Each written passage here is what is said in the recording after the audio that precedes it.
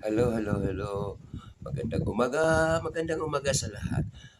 Ako po si Uncle Hermie na isa sa mga Bigo host.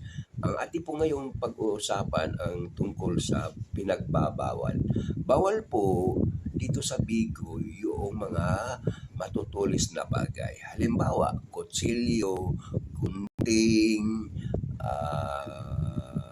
lapis o ano pa mang mga bagay na matutulis. Yan po ay pinagbabawal po dito sa Bigo.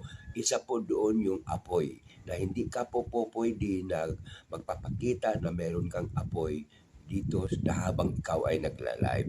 At maging sa paghuhubad na tinutukoy. Marami po kasing nagla-live na sinasamahan sa paghuhubad, pinapakita yung likod, pinapakita yung mga masisila na bagay, ay hindi po yan pwede dito.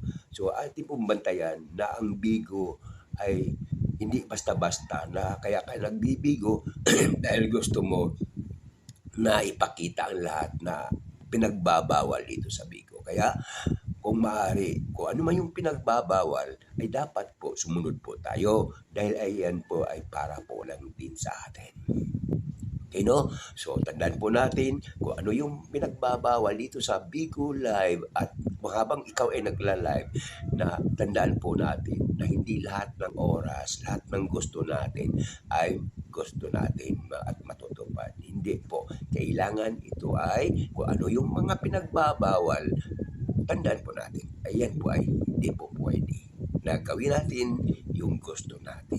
Kapag ulitin ko po yung bawal ha, bawal ang mga matutulis na bagay, bawal ang apoy, at bawal ang naghuhubad sa harap ng kamera habang ikaw ay nagla-live. So tandaan po natin, ang pinagbabawal ay ating pong sundin dahil yan ay hindi po pwede habang ikaw ay nagla-live. Salamat!